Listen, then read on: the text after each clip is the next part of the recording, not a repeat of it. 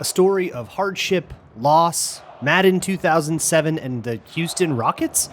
Welcome to the Everyman Series on the Locked On Vikings podcast.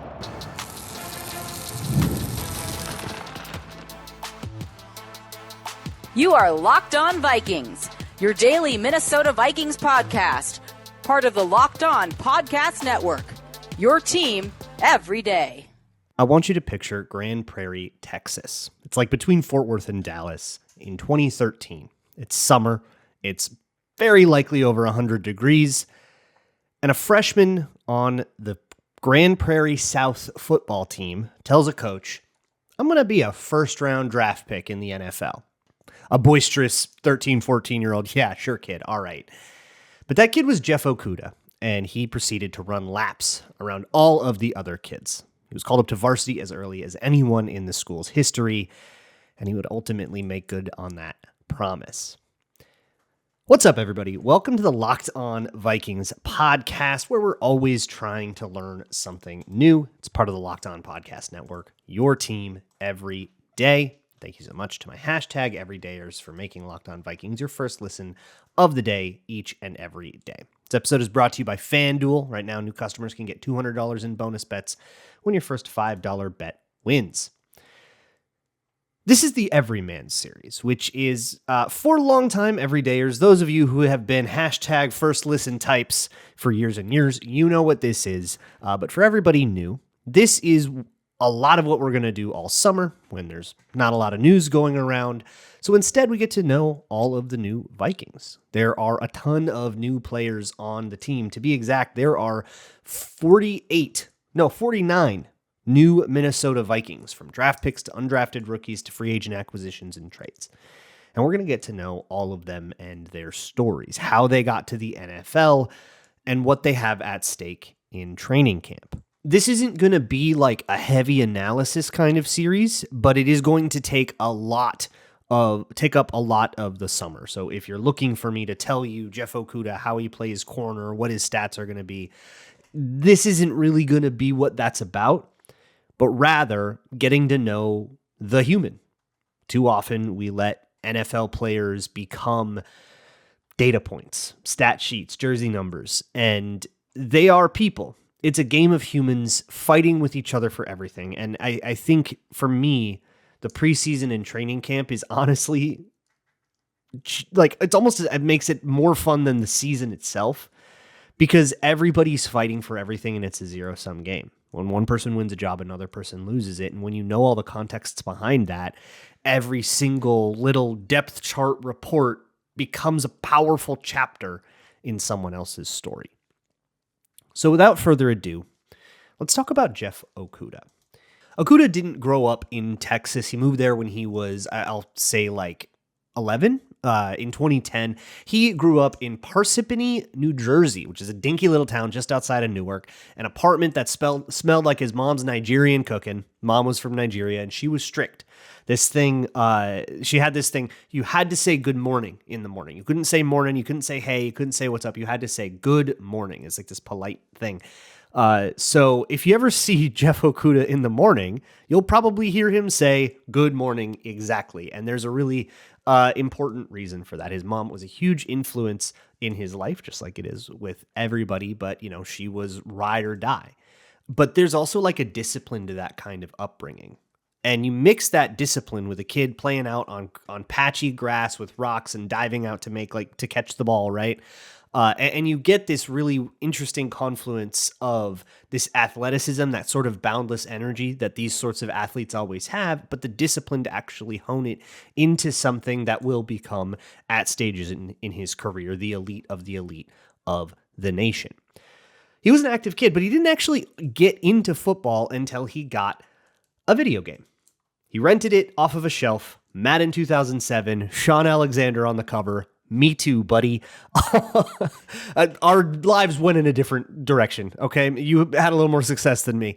But that got him into football. And he would rent that game because they couldn't buy it, but he could rent it. So he would rent it whenever he could. And he would spend like a whole weekend whenever he could get a chance playing it. And then he'd have to bring it back and he'd have to get it again, or he'd ask you for it for his birthday. But his birthday isn't in August when the game comes out. It's in like March. So he would like wait half the year for his birthday present. And he was like happy with that because he loved Madden so much. And he eventually told his dad, hey, I kind of want to do this in real life too. And he had to explain to Nigerian parents why he wants to play the violent concussion game, which is always a struggle. But eventually he got into it. So in 2010, his dad relocates to Texas for work, and it brings this sort of small town underdog type of mentality, this scrappy, I'll make do with what we got. I want to play the game and I'm just going to find a way to rent it kind of mentality.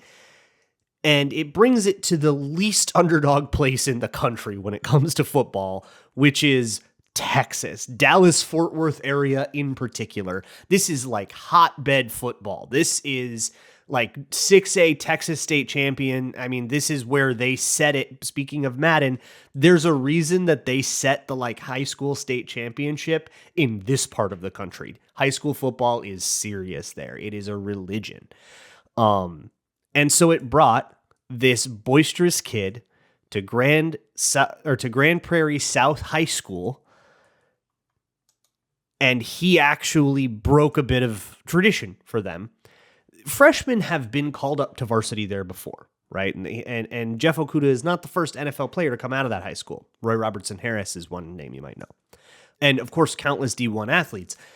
So sometimes a freshman shows up and is clearly better than all the other like students in this program, but never right away in the summer program. Usually it takes a while, right? You got to go through camp, but never on like day one of things. But it was clear that this dude was a different kind of player. And it wasn't long before big schools were interested. He met Jeff Hafley, who was at Ohio State at the time, and Greg Schiano, who was the DC at the time. And things were starting to accelerate. He was a 5-star recruit in Texas. So yeah, attention is going to be everywhere. He visits with all kinds of schools. It has all kinds of experiences. Most of this, by the way, is sourced from Players Tribune articles penned by Okudah himself, which is a nice opportunity for this kind of series. A lot of times I'm working off of other people's reporting, working off of articles from his college or from even like high school student newspapers, or, biographies from other ESPN, but it's all second or third hand. So it's really nice to get words directly from him. To sort of tell these parts of the stories. But you got to read those articles. They're really well written. I've loved all of them. And especially the weird stories about everything he did when he went on the recruiting trail to all these different high schools. But he would eventually declare his intention to go to Ohio State. One of the parts of this are the camps. The camps are going to come up a lot in this series.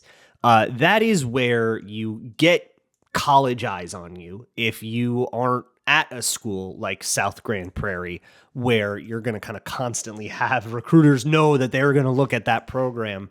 And at those camps is where you are going to sort of unlike what you can get surrounded by like student athletes and a whole bunch of kids that are just doing this as an extra after school activity, but kids who are just as serious as you are and who are just as serious of competition as you are.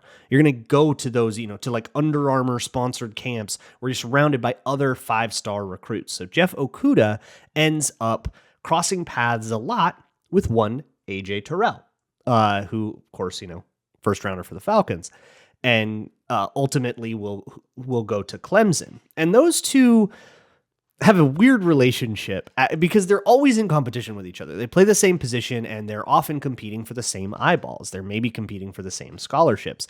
So they kind of in an iron sharpens iron way become these like respectful rivals.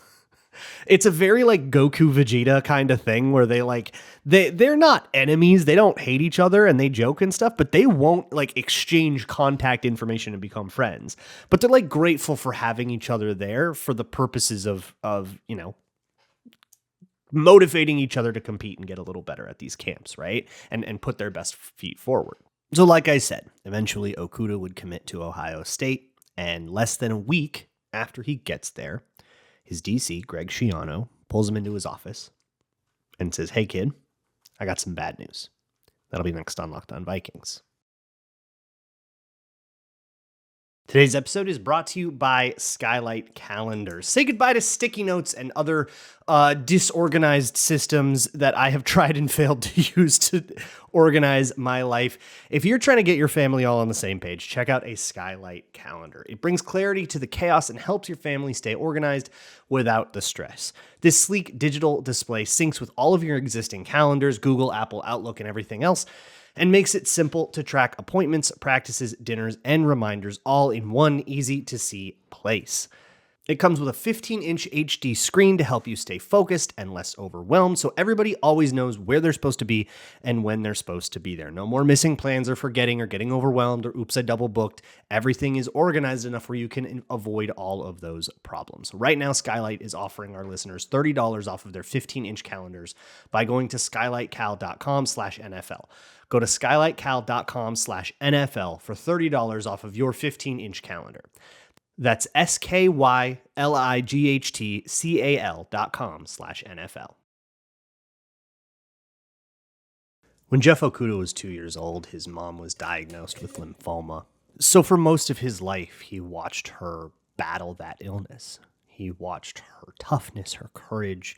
He watched her put a smile on other people's faces while she was in immense pain. This was inspiring. This will drive a lot of what gets Jeff Okudah through the challenges that he will face. First and foremost, the death of his mother. It's a strange thing when you know somebody's sick for a long time, you know that they're on borrowed time, and that it's just going to be a day. You don't know what day it's going to be. You never know when you're passing the anniversary of that day until it happens. But you know it's coming, and in some ways, maybe that can soften the blow for you. If you see it coming, if it's due, if they're in pain, and maybe it's a relief, it's mercy, that's one way to look at it.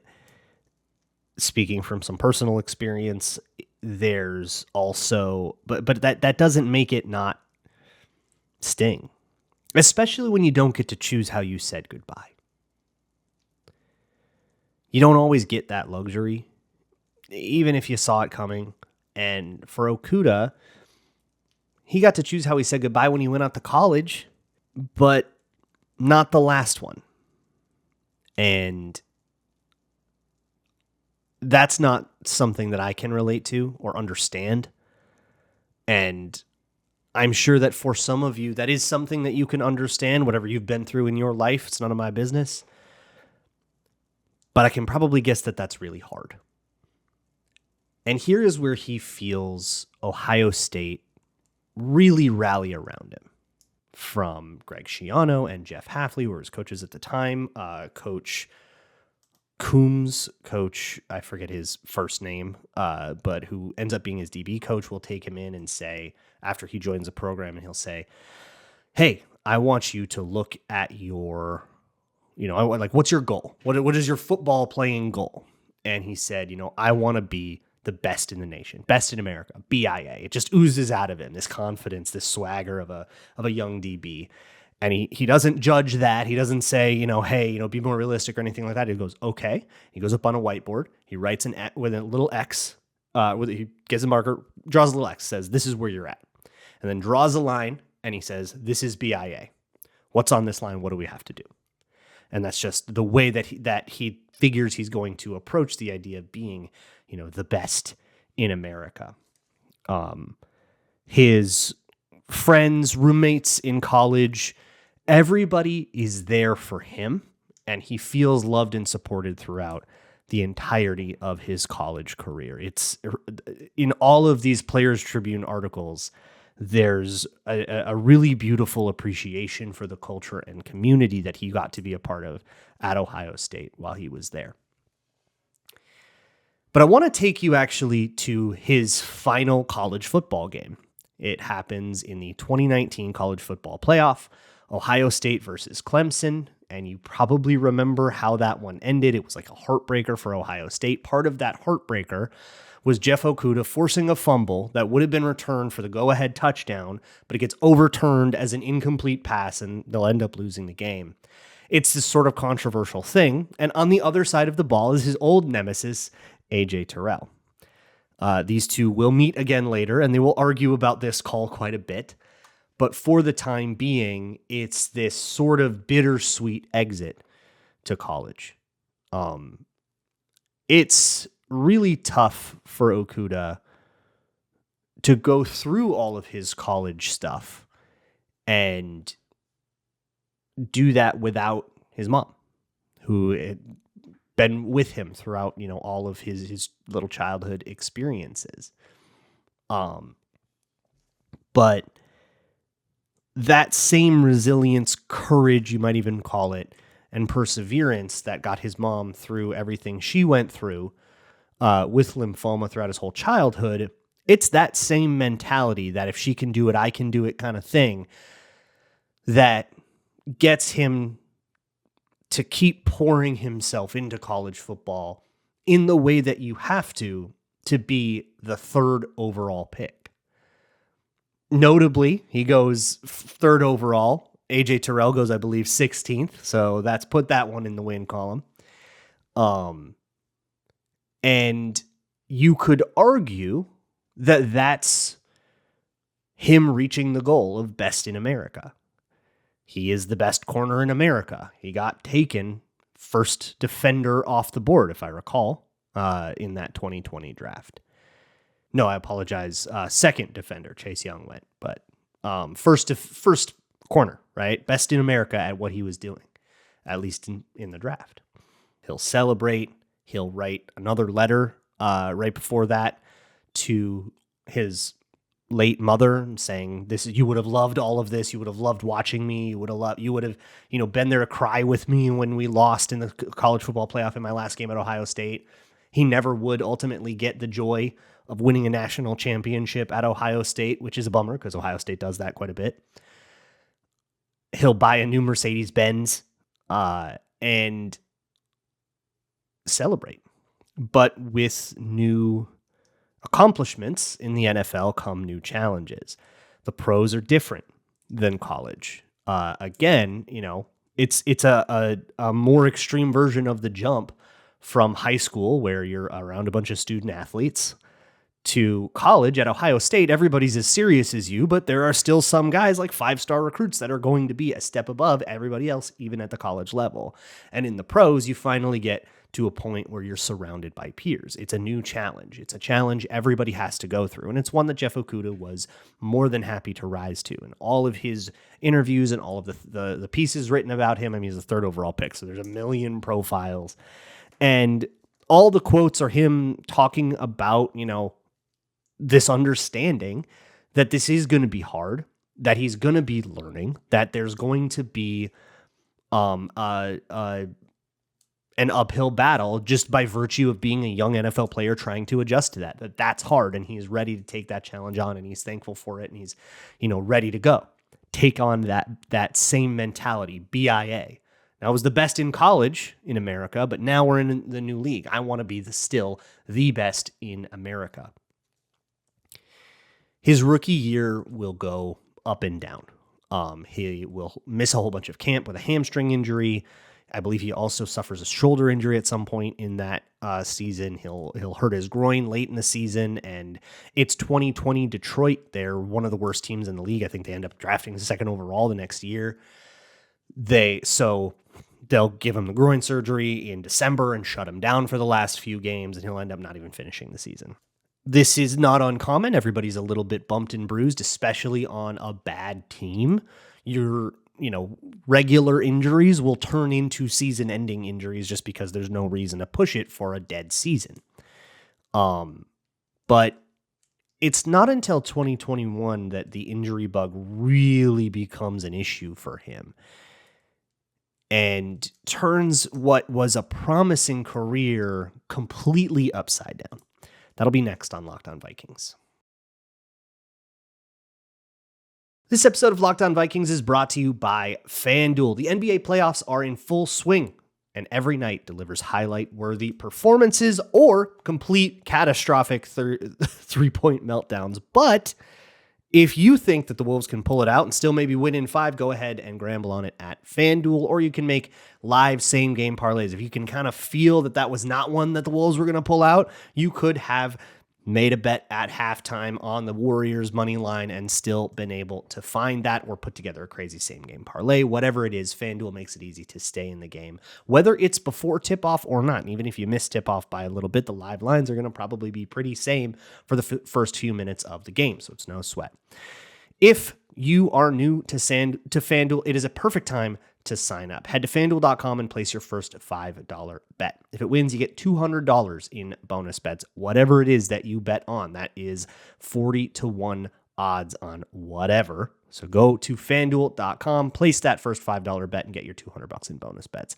Make every moment more with FanDuel, official sports betting partner of the NBA. One of the lesser talked about things in an NFL player's life is how often they have to make a new home. You grow up where you grow up. If you're lucky, you get to go to college nearby, but very often you have to be like Jeff Okudah and get used to living in Ohio when you grew up in New Jersey and Texas. And then you get drafted by Detroit and you got to go live there. At least it's not too far from Ohio, but it's still like a new city, a new life, a new friend group, a new group of teammates. Everything is new. One of the things that Jeff Okudah learned from his mom was he talks about it in in a letter that he'll pen in 2020 during his rookie year, that the grass is greener where you water it is the phrase that he used. And I think that that's beautiful, right? The grass isn't greener on the other side. It's greener where you water it.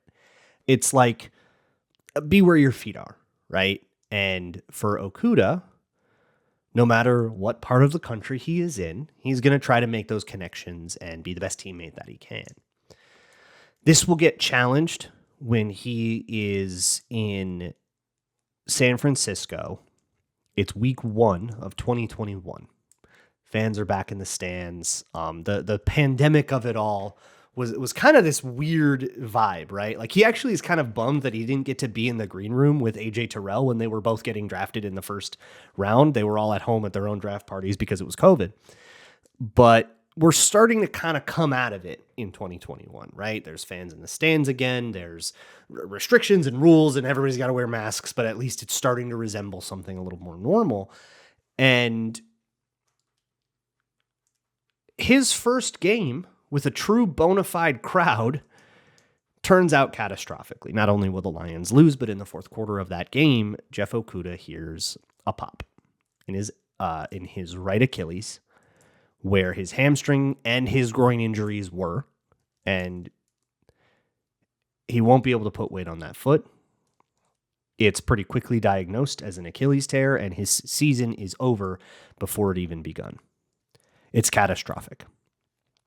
He spent a ton of time after that rookie year trying to get back, right? I just had my groin surgery. I've had all these injuries. They're all in the same leg. The whole staff that drafted me is gone. This was the year that the Lions fired Matt Patricia and their staff, and Dan Campbell had been brought in, and it was the staff that we kind of recognize there now. So he's trying to prove himself to them. And one game in, his leg gives out on him. He tears his Achilles, and he has to go right back to rehab. It's emotionally as devastating as it is devastating to his career prospects. This is the worst time for this to happen. Rehabbing an Achilles injury is really hard, especially for a kid that hasn't really been hurt. I mean, like, he would lay out and catch a football on concrete as a kid. Like, this is a tough dude. And when you're like that, you get this mentality that every little bump and bruise you have, I can just kind of gut through it, right? It's just pain. I'm just going to gut my way through it. Okay, that's fine. But you can't do that with an Achilles or an ACL or, we learned this lesson with J.J. McCarthy and his meniscus, where the hardest thing he has to do now is wait and be patient and, not be proactive. You can't be overly proactive in that kind of injury because you're just going to make it worse if you push it too hard. Justin Jefferson also learned this lesson and talked about it a ton on the Netflix show that he was a part of a couple years ago when he had hurt his hamstring in 2023. So for Okudah, you have to learn this new mentality where you're going to do your rehab, you're going to attack it, you're going to do everything you're supposed to do in a day, but don't do more. Don't try to be the tough guy about it. That's going to get you only more hurt. He'll reach out to somebody else who had famously gone through an Achilles injury rehab just a couple years prior, John Wall of the Houston Rockets. John Wall is very tickled by this. He'll say that like he's just happy to, pass on the wisdom that he learned to another young athlete. And he says, look, Jeff, you're going to have good days. You're going to have bad days. And that's just part of it. You have to take the highs with the lows, and you can't rush your way through it. There's just no way to rush your way through it. You'll have to just sort of endure for a while and let this thing be something that is long and takes a while to happen. But unfortunately for Okudah, there was additional pressure on it. This dude is the 3rd overall pick. He's done basically nothing in 2 years. He had an up and down rookie season where he was hurt a bunch, and then he missed 2021 entirely. So for 2022, he goes into training camp, and Brad Holmes talks about Jeff Okudah as somebody that might not start for us. Hey, he hasn't been there. He's got to still earn his keep. And it's kind of putting this extra pressure on him. He actually had to beat out Will Harris for that job. There was a real camp competition in 2022.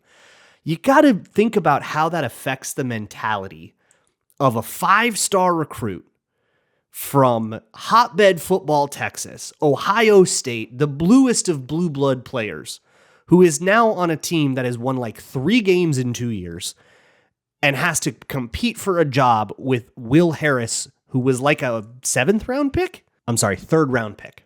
But he rises to the challenge. 11 months after he tears his Achilles is his first preseason game against Atlanta.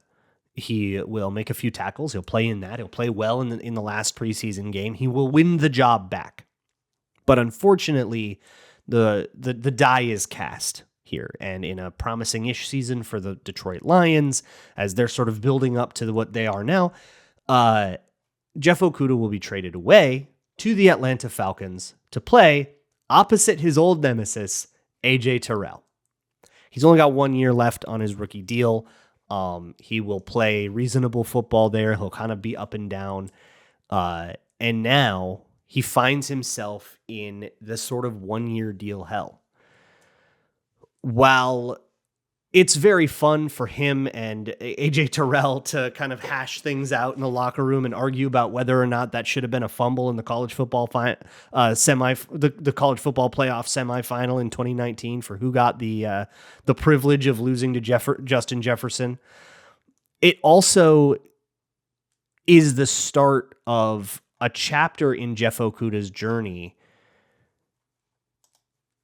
that nobody wants to be in. You don't want to be in 1 year deal purgatory. You can actually hear a lot about this from Kirk Cousins if you listen to the way he talks about contracts, especially if you go back to like the pressers about contracts and contract negotiations in years where that was relevant and people were asking him. He'll talk about how he doesn't want to be the kind of guy that moves from place to place to place every year. But for Okudah, that idea of watering the grass that you're on, right? The grass is greener where you water it, is crucial for surviving the world that he is in now. He spends 1 year in Atlanta. He spends 1 year in Houston. And now he is on a 1 year contract here in Minnesota.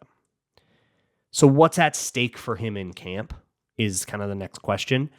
And the answer is longevity. He's entering his 6th NFL season. He hasn't caught on anywhere, despite being the 3rd overall pick. The way his career has played out, he is synonymous with the big bad B word. He's a bust. He's a bust for the team that drafted him. He's not on that team anymore, and now he's not even really in line for a starting job. Will Harris, by the way, is. AJ Terrell still is. All those old nemesis are thriving, while Jeff Okudah struggles to cobble together a career. It's a situation he's never been in before. It's a challenge he's never seen before. And with the right result this year, he could catch on in Minnesota. What if he plays well, he has a great preseason, he beats out Mekhi Blackman for a job or whatever, right? And then, plays decent cornerback, gets an extension. Very much in the cards. Nothing stopping that from happening to Jeff Okudah, except for Jeff Okudah himself. He's got to stay healthy. He's got to play well. Or he goes back into free agency, he signs some other one-year deal somewhere until teams stop wanting to sign him, which he's not going to get any warning about, and then it's time to move on to the next chapter of your life. But for the NFL dream, for the kid that once told his coach, I'm going to be a first-round draft pick, who's been wanting to play football on the real gridiron since he picked up Madden 07 from the shelves, this is not the dream that he dreamed. He's still trying to realize that, to actualize it. And every rep in the preseason and training camp is going to be to that end. And the brutal, cold reality of the NFL is that no part of that is guaranteed. But when it comes to a challenge he has never faced before, Jeff Okudah's got a little experience. I'll talk to you all tomorrow. And as always, Skull.